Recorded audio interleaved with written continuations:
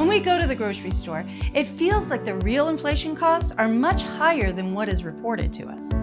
In our last video, we explained how CPI is calculated. In case you missed it, we'll drop a link in the description below. But the CPI numbers are only part of the story. Welcome back to Economics Made Simple. Our question today is, when we go to the store, why do real inflation costs seem higher than what's reported? To answer that question, we have Clint Dahl. Clint, why does inflation almost always seem higher than what's reported? If it feels like inflation is higher to you than what is reported, you're not alone.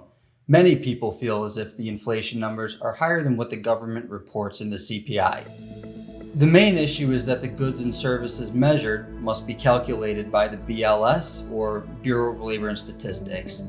This leads to two main problems.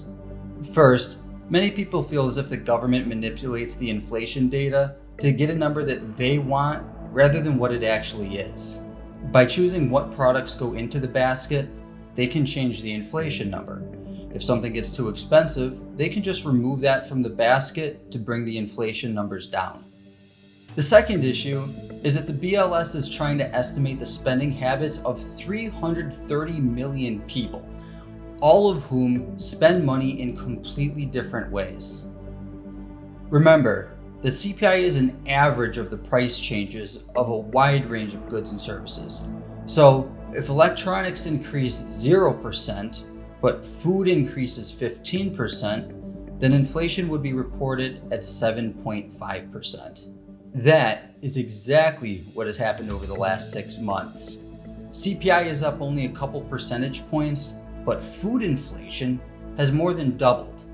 And since you probably buy more food than anything else, you'll experience higher inflation numbers. CPI will also fail to capture price changes based on geography.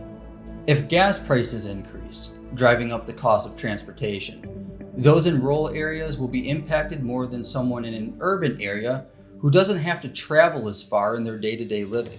In addition, some areas of the country may experience more inflation than others. Those are some of the reasons why inflation may feel higher than what is reported. In fact, independent agencies have calculated inflation to be much higher than what the government reports, but we can get into that in another video. Thank you, Clint. That makes so much sense. That was another great lesson. It's a bit scary, but it is important for everyone to understand so that we can plan for our financial futures. For more lessons and updates, be sure to subscribe to our channel. Thanks for watching. Joe Montana here. Click subscribe now and hit the notification bell to stay up to date. You'll be glad you did.